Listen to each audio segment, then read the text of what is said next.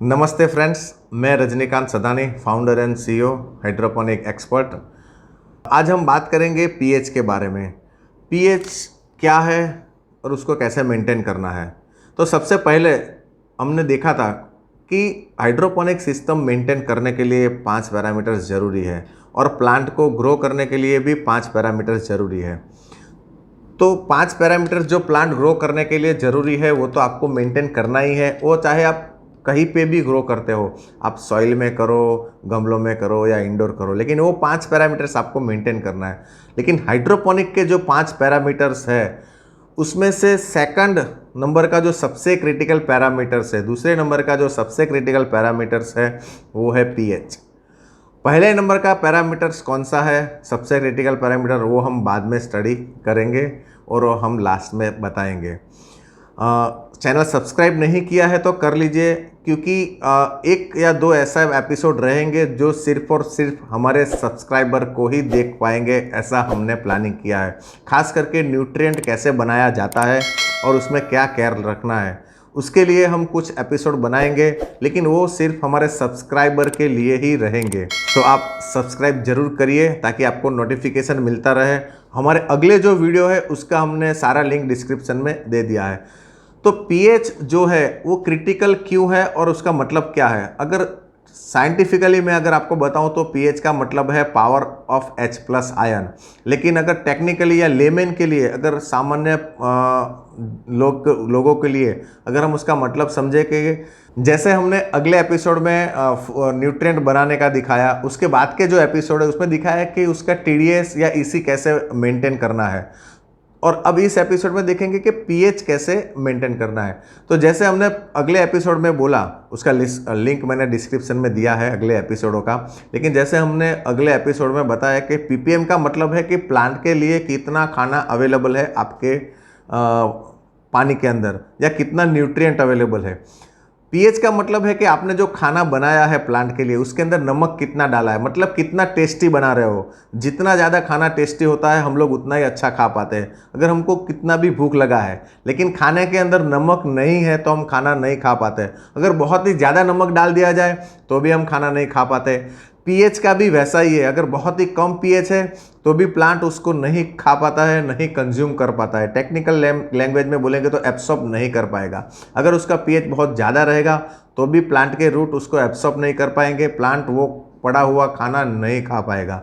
तो वैसा क्यों होता है, उसका रीज़न ये है कि कुछ हद से ज़्यादा या कुछ हद से कम पीएच होता है तो कुछ आयंस या कुछ मिनरल्स वो क्रिस्टलाइज फॉर्म में हो जाते हैं और वो नीचे बैठ जाता है पानी के अंदर, और वो प्लांट उसको कंज्यूम नहीं कर पाता है। प्लस प्लांट के रूट के अंदर ऑस्मोसिस नाम का एक प्रोसेस होता है, मैकेनिकल प्रोसेस होता है। वो ऑस्मोसिस प्रोसेस में प्लांट को जो पीएच चाहिए वो ज़रूरी है, अदरवाइज प्लांट का जो रूट है वो न्यूट्रिएंट को अपटेक नहीं कर पाता है। तो ये सारी चीज़ जानने के लिए हमको पीएच मेंटेन करना ज़रूरी है। तो स्टैंडर्ड पीएच कितना होना चाहिए। दुनिया के लगभग सारे प्लांट, लगभग बोल रहा हूँ, कुछ प्लांट को छोड़ के ज़्यादातर प्लांट आप 5.5 से 6.5 के बीच में अगर पीएच मेंटेन करोगे तो आप ग्रो कर पाते हैं। 5.5 टू 6.5 पीएच के बीच में आप लगभग सारे प्लांट ग्रो कर पाएंगे। तो आपको उतना ही पीएच मेंटेन करना है हॉबी पर्पस। कमर्शियल पर्पस हर एक प्लांट के लिए ऑप्टिमम पीएच मेंटेन किया जाता है। कमर्शियल के लिए आपको अलग से सिस्टम या अलग से एडवाइस लगेगी। मैं यहाँ पर जो बात कर रहा हूँ हॉबी पर्पस या थोड़ा सा बड़ा एरिया में अगर आप प्लांट ग्रो कर रहे हो, थोड़ा छोटा मोटा पायलटिंग करना चाहते हो, उसके लिए ये एक अच्छा एडवाइस है। तो आपको 5.5 से 6.5 के बीच में पीएच रखना है। पीएच चेक करने के लिए दो आसान तरीके हैं। पहला है, सबसे आसान तरीका, आप पीएच स्ट्रिप, ये जो पीएच स्ट्रिप है उसको यूज़ कर सकते हैं।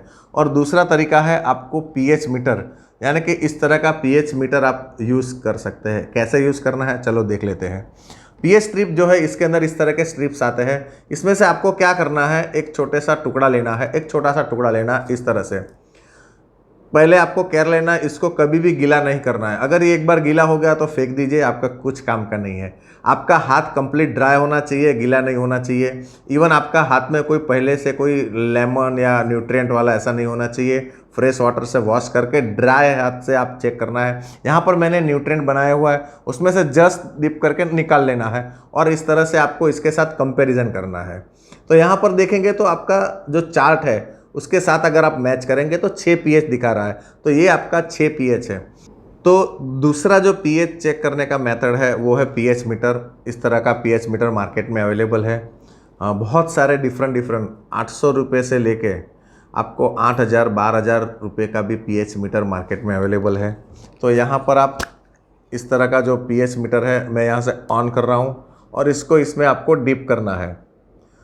तो अभी यहाँ पर देखेंगे तो ये 9 pH दिखा रहा है, क्योंकि ये कैलिब्रेटेड नहीं है।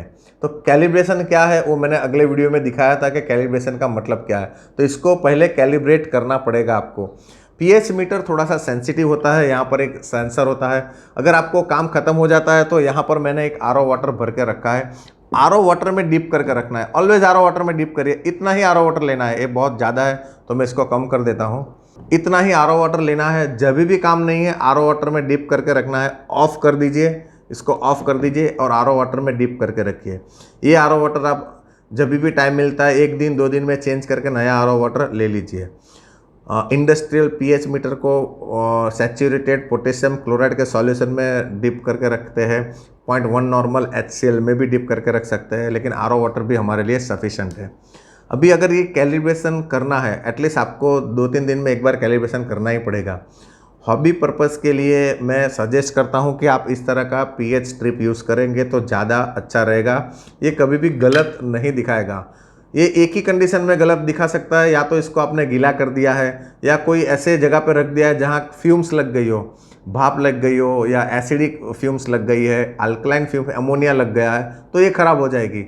तो आपको जब भी काम होता है उसको पैक करके रखिए। मैं वापस दिखा देता हूँ, बहुत ही सिंपल है इसको यूज़ करना। इस तरह से डिप करके निकाल लीजिए और इसके साथ आप प्रॉपर लाइटिंग में कलर कॉम्बिनेशन देख लीजिए। यहाँ कलर कॉम्बिनेशन है 6 के बाजू में 6 जैसा ही दिखा रहा है, मतलब 6 pH है। तो चलिए पहले देख लेते हैं कि pH मीटर कैसे कैलिब्रेट किया जाता है। कैलिब्रेशन क्या है, क्यों करना है, मैंने आगे के एपिसोड में दिखाया था। PPM और TDS वाले एपिसोड में मैंने दिखाया है, लिंक मैंने डिस्क्रिप्शन में दे दिया है, तो वो एपिसोड आप ज़रूर देखिए। तो pH मीटर को कैलिब्रेट करने के लिए आपको क्या करना है। इंडस्ट्रियल pH मीटर होता है वो 4, 7 और 9.2 अलग अलग पॉइंट पे कैलिब्रेट किया जाता है, क्योंकि वहाँ पर अलग अलग रेंज में pH देखना है।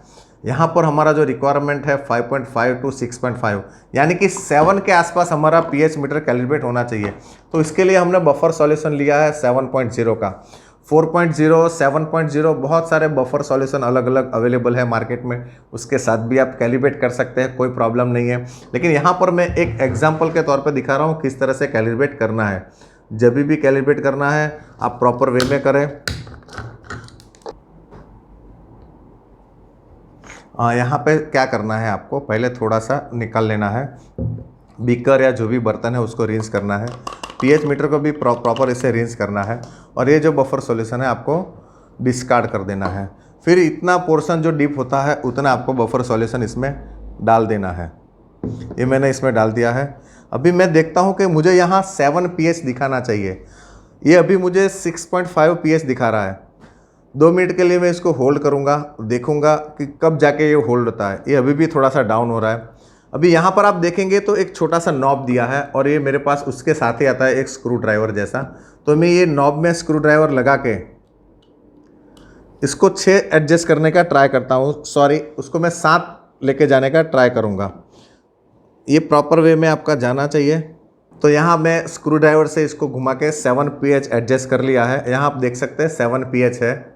अभी इसी मीटर से मैं एक्चुअली इसको पानी से आप पहले वॉश कर दें, फिर इसको न्यूट्रिएंट में आप ऐड कर दें और इसका pH आप देखेंगे तो ये लगभग 6 pH दिखा रहा है। अभी 6 pH ये दिखा रहा है। अगर pH को स्टेबल होने में टाइम लग रहा है, या धीरे धीरे कम हो रहा है या धीरे धीरे ज़्यादा हो रहा है, तो मतलब कि आपका जो pH का सेंसर है, pH मीटर का सेंसर है, वो थोड़ा डिस्टर्ब हो चुका है, तो उसको एडजस्ट करने की ज़रूरत है।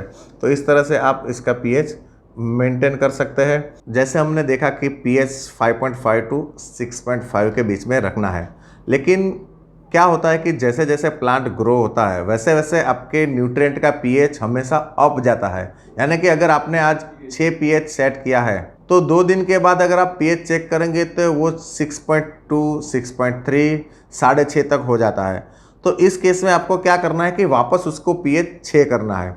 pH 6 करना है यानी कि pH डाउन करना है। pH डाउन करने के लिए जैसे यहाँ पर pH डाउन करके एक हमारे पास अवेलेबल है, उसको ड्रॉप वाइज ऐड करना है। ये लिक्विड फॉर्म में भी अवेलेबल है और ये इस तरह से पाउडर फॉर्म में भी अवेलेबल है। तो जैसे मैंने बताया कि ज़्यादातर केस में pH अप ही होता है, कभी भी pH डाउन नहीं होता है, आपको pH डाउन करना पड़ेगा। तो pH डाउन करने के लिए इसमें से आपको ड्रॉप वाइज ऐड करना है, मिक्स करना है और वापस pH चेक करना है। जब तक pH उसका 6 नहीं आ जाता है या आपने जो डिसाइड किया है उतना pH नहीं आ जाता है, तब तक आपको इसको हर बार ड्रॉप वाइज ऐड करना है और हर बार pH चेक करना है। बहुत लोग पूछते हैं कि pH डाउन करने के लिए और हम क्या क्या कर सकते हैं। तो pH डाउन करने के लिए आप फॉस्फरिक एसिड, नाइट्रिक एसिड, बहुत सारे अलग अलग एसिड्स जो है वो ऐड कर सकते हैं। लेकिन अगर आपको एसिड हैंडलिंग का नॉलेज नहीं है, आपको मालूम नहीं है, तो आपको वो खुद हैंडल नहीं करना है, रेडीमेड ले लेंगे तो आपको ज़्यादा बेनिफिट रहेगा। क्योंकि कमर्शियल फार्मिंग जो करते हैं वहाँ पर हर क्रॉप वाइज, सीजन वाइज ये सारी चीज़ें भी बदलती रहती है। तो इस तरह से आपको pH डाउन यूज़ करना है। अभी लोग ये पूछते हैं कि मेरा 100 लीटर का है तो मैं कितना pH डाउन ऐड करूं। अगर आपका 100 लीटर का टैंक है तो बट 10 ml ऐड करते जाना है और pH चेक करते जाना है। ऐसा आपको 2-3 बार करना है। उसके बाद आपको मालूम पड़ जाएगा कि आपकी टैंक में अगर 6 pH है या 7 pH है और उसको 6 pH लेके आना है तो आपको कितना ml डालना पड़ेगा, उसके हिसाब से वो प्रैक्टिस में आपको मालूम पड़ जाएगा। pH कभी भी डाउन नहीं होता है और अगर इनकेस आपसे ज़्यादा pH डाउन अंदर ऐड कर दिया या आपका pH डाउन चला गया तो आप pH अप करके जो मटेरियल है वो भी ऐड कर सकते हैं। ड्रॉप वाइज ऐड करिए, स्लोली ऐड करिए और हर बार pH चेक करिए और फिर उसको एक बार अगर आपका pH आ जाता है फिर भी 1 घंटे के बाद वापस pH चेक करिए। कमर्शियल लेवल पे ऑनलाइन pH मीटर होते हैं, मैन्युअली भी चेक किया जाता है। लेकिन अगर आप हॉबी पर्पस या हॉबी के लिए फार्मिंग कर रहे हो तो आपके टैंक का pH आपको दिन में एक बार चेक करोगे तो भी सफिशेंट है और प्रैक्टिस के बाद आपको मालूम पड़ जाएगा 2 से 3 दिन में एक बार भी आपने pH चेक कर लिया तो सफिशेंट है। क्योंकि हॉबी पर्पस जो भी हाइड्रोपोनिक कर रहे हैं उसको बार बार इतना टाइम नहीं होता है कि वो बार बार pH चेक करें। तो यहाँ पर आपको pH के बारे में ज़्यादा जानकारी मिल गई होगी। अगर आपको फिर भी कुछ भी डाउट्स है तो हमारे यहाँ जो नंबर दिए हैं हमने वो नंबर पे आप बात कर सकते हैं। Thanks again, Rajinikanth Sadani from red on grow.